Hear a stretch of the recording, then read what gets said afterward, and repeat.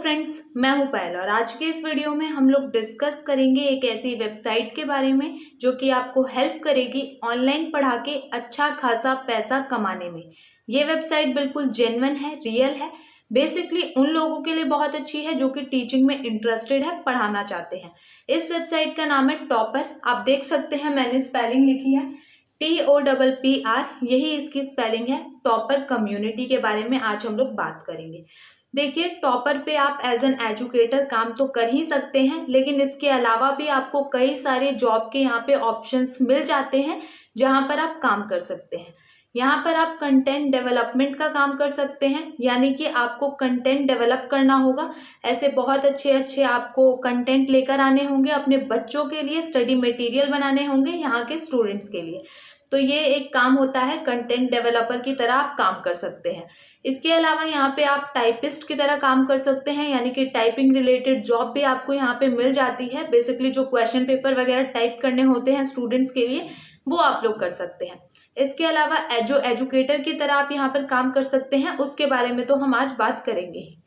तो देखिए, यहाँ पर आप as an educator, as a tutor register हो सकते हैं। यहाँ पर आप लोग काम कर सकते हैं।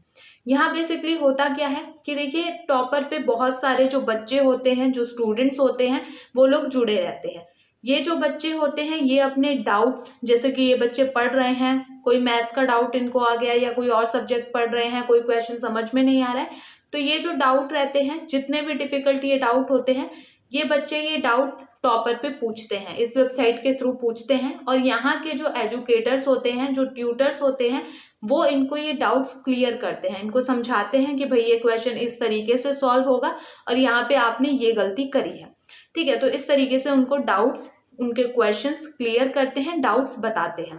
ठीक है, तो यही काम होता है यहाँ के एजुकेटर्स का। तो कह सकते हैं एज अ डाउट सॉल्वर काम करते हैं, या फिर एज अ सब्जेक्ट एक्सपर्ट भी कह सकते हैं, क्योंकि अपने सब्जेक्ट से रिलेटेड क्वेश्चंस के आंसर आपको देने होते हैं। तो आप यहाँ पे ज़रूर काम कर सकते हैं। देखिए, अगर आप 12th पास हैं तो भी आप यहाँ पे अप्लाई कर सकते हैं। इसके अलावा अगर आप ग्रेजुएट हैं तो बहुत अच्छी बात है, ये लोग आपको सिलेक्ट कर लेते हैं। ठीक है, तो कम से कम ग्रेजुएशन, या फिर अगर 12th करी है तो आप अभी परसुइंग हो ग्रेजुएशन, तो भी ये लोग आपको सिलेक्ट कर लेते हैं। जैसे मान लीजिए फर्स्ट ईयर में है आप, सेकेंड ईयर में है, थर्ड ईयर में है, तो भी यहाँ पे एजुकेटर के लिए अप्लाई कर सकते हैं।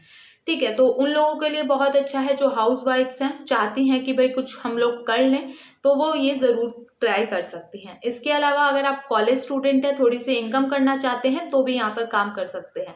इसके अलावा जो लोग फुल टाइम जॉब कर रहे हैं, वो भी यहाँ पर काम कर सकते हैं। अपने दिन का थोड़ा सा टाइम निकाल के आपको यहाँ पे देना रहता है, तो आप भी काम कर सकते हैं। बस ये देखना है कि आप कितना टाइम यहाँ पर दे सकते हैं। जिनके पास बहुत ज़्यादा फ्री टाइम रहता है वो यहाँ पर फुल टाइम काम कर सकते हैं, जिनके पास कोई और भी काम रहता है वो यहाँ पर पार्ट टाइम काम कर सकते हैं। आपको ऑप्शंस दोनों तरह के मिलते हैं कि आप पार्ट टाइम काम करना चाहते हैं या फुल टाइम काम करना चाहते हैं। ये बात आपके ऊपर निर्भर करती है कि आप कैसा चुनाव करते हैं। ये आपको सारी चीज़ें सोच के चलनी है। देखिए, आपकी अर्निंग बहुत ज़्यादा डिपेंड करती है कि आप पार्ट टाइम काम करते हैं या फुल टाइम काम करते हैं। ऑब्वियसली अगर आप ज़्यादा टाइम देंगे तो आपकी अर्निंग ज़्यादा होगी। जो आप क्वेश्चन सॉल्व करेंगे बच्चों के, यही जो आप क्वेश्चन सॉल्व करते हैं ना, इन्हीं के आपको पेमेंट दी जाती है।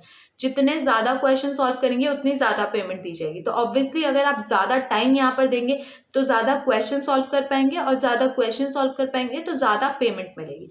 तो इस तरीके से ये चीज़ें चलती हैं। तो आपको देखना पड़ेगा कि भाई मैं कितना टाइम दे सकती हूँ। इसके अलावा आपको अपना एक सब्जेक्ट भी रखना है, जो कि आप करवा सकते हैं यहाँ पर एज एन सब्जेक्ट एक्सपर्ट भी आपको यहाँ पे काम करना पड़ता है ना। अपने सब्जेक्ट से रिलेटेड जो क्वेश्चन होते हैं उनके आंसर देने पड़ते हैं। तो कोई ना कोई ऐसा सब्जेक्ट होता ही है जिसमें हमें इंटरेस्ट होता है, जो हमें पढ़ना पढ़ाना अच्छा लगता है, तो वही सब्जेक्ट लेकर आप चल सकते हैं कि भाई मैं तो इस सब्जेक्ट से रिलेटेड यहाँ पे क्वेश्चन सॉल्व करवाऊंगा, बच्चों को ये डाउट्स, इस सब्जेक्ट से रिलेटेड डाउट बताऊंगा। ठीक है, तो आपको देखना है कि आपका इंटरेस्ट किस चीज़ में है।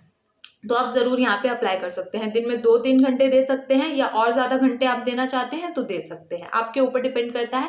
अर्निंग इसलिए मैं नहीं बता रही हूँ कि कितनी कर सकते हैं, क्योंकि टोटली आपके ऊपर डिपेंड करता है कि कितना ज़्यादा टाइम आप यहाँ पे दे रहे हैं।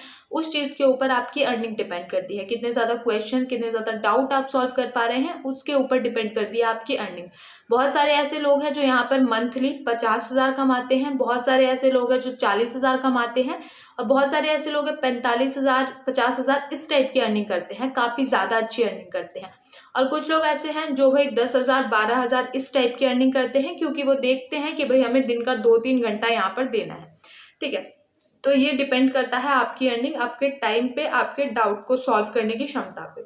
ओके, तो ये बात हो गई।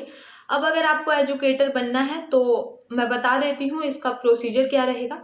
सबसे पहले आपको गूगल करना है टॉपर, आपको स्पेलिंग यही डालनी है, ये जो मैंने यहाँ पे लिखी है।